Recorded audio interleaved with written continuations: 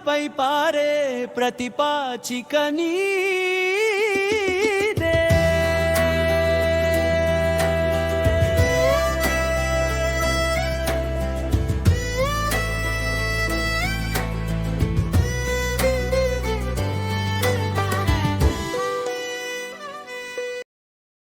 అందరికీ నమస్కారం అండి. నేను ఉమాభారతి. వైకుంఠపాళి 12వ భాగం. మరో 5 ఏళ్లు గడిచాయి. ఎన్నో అనుకోని సంఘటనలు చోటు చేసుకున్నాయి. మమ్మల్ని ఇబ్బంది పెట్టి కలవరపెట్టింది మాత్రం మా అబ్బాయి సత్య, కోడలవ్వనున్న కామినీల విషయం.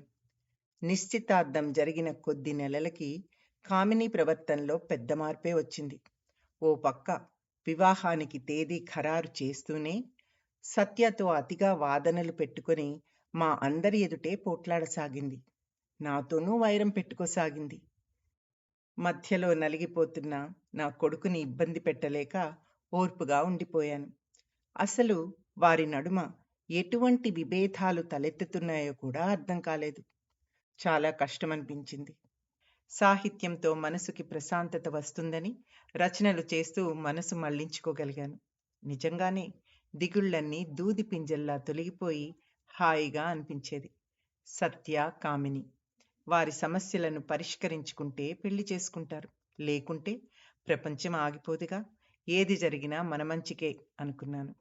అలా నన్ను నేను సమాధానపరుచుకుని నా స్టూడియోల పని కొనసాగించగలిగాను.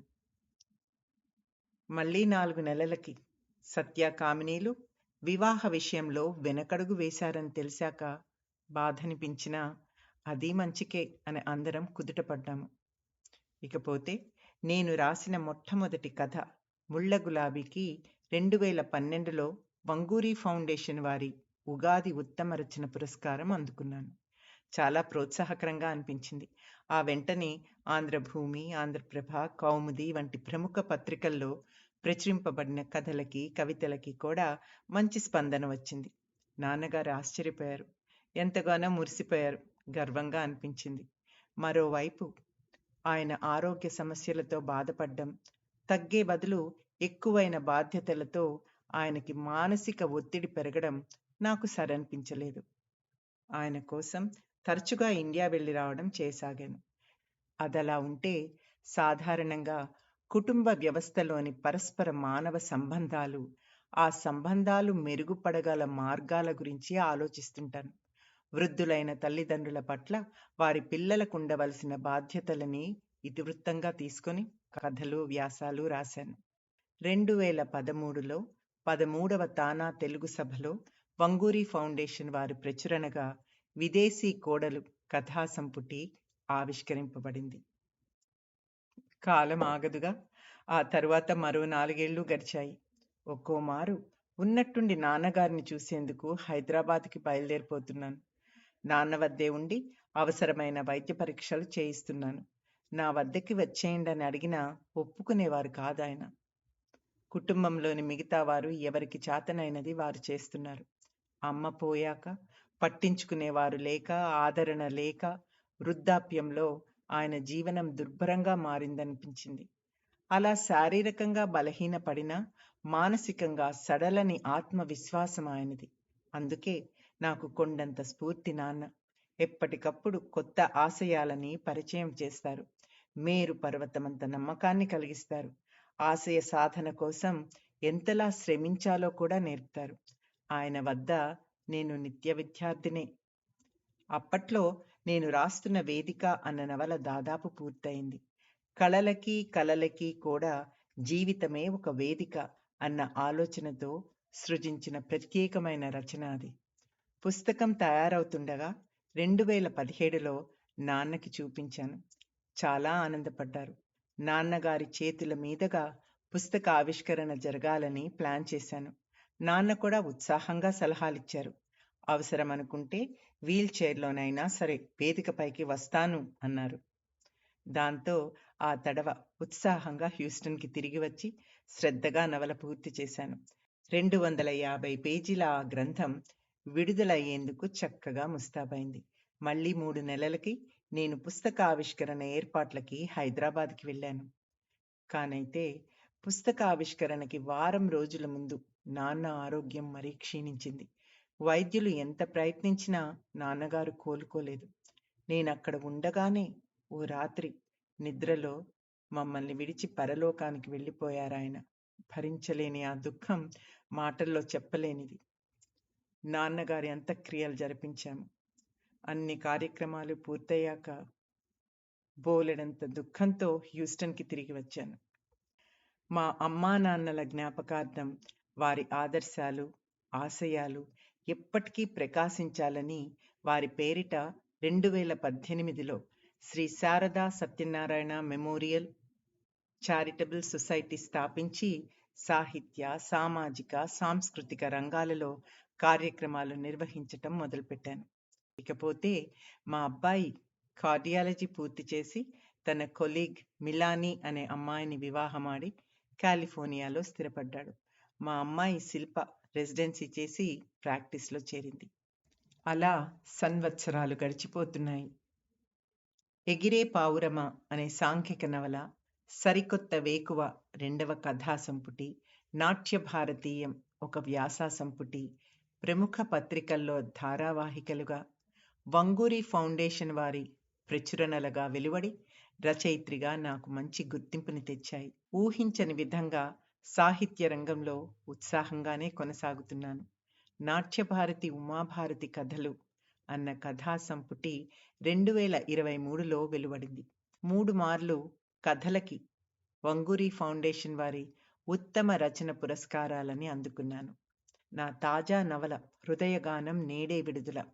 2023లో సిరికోన సాహిత్య అకాడమీ వారి నవలా రచన పోటీలో ఉత్తమ రచనగా జొన్నలగడ్డ స్మారక పురస్కారాన్ని అందుకుంది. 25లో సాంప్రదాయ నృత్యానికి అమృత అవార్డ్ జీవన సాఫల్య పురస్కారాన్ని అందుకున్నాను అమృతలత గారి సంస్థల నుండి. ఈ మధ్యనే అప్పుడప్పుడు గేయ రచన చేస్తున్నాను. పాటలుగా మా అకాడమీ యూట్యూబ్లో ప్రచురిస్తున్నాను. ఏ రూపంలోనైనా సరే, ఏ కళనైనా సరే ఆస్వాదించగలిగిన, అభ్యసించగలిగిన, ఆరాధించగలిగిన జన్మ సార్థకమైనట్టే అన్నది నా నమ్మిక.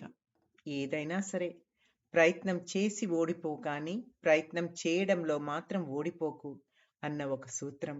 అలాగే కెరటం నాకు ఆదర్శం, లేచి పడుతున్నందుకు కాదు, పడినా కూడా లేస్తున్నందుకు అన్న మరో సూత్రం. ఇవి 2 నాకు చాలా ఇష్టం. స్వామి వివేకానంద సూత్రాలవి. దైవం ప్రసాదించిన జీవితాన్ని భక్తితో స్వీకరించగలిగితే ఒడిదొడుకులని తట్టుకొని సాగిపోవచ్చును అన్న అమ్మమ్మ మాటల్ని కూడా అప్పుడప్పుడు గుర్తు చేసుకుంటుంటాను. ఈ నవలిక కోసం నేను ప్రత్యేకంగా రాసిన ఒక పాట.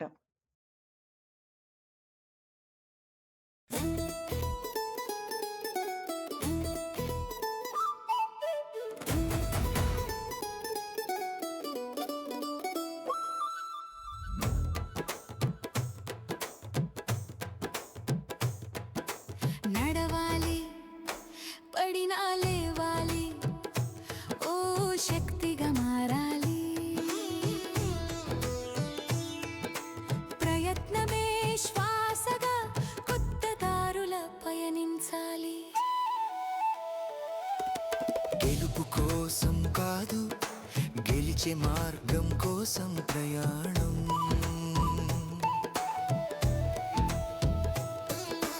ఓడిన ప్రతి అడుగు వృద్ధి కొరకు వేసిన సోపానం.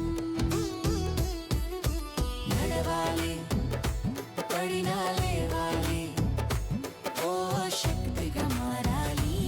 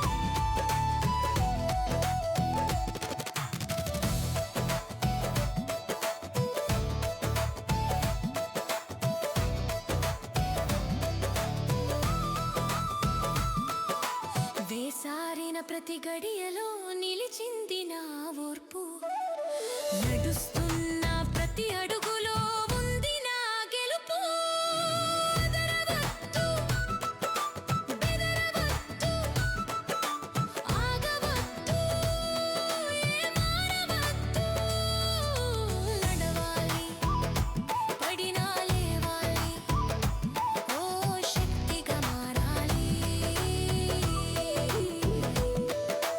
ప్రయత్నమే శ్వాసగా కొత్త దారుల పయనించాలి.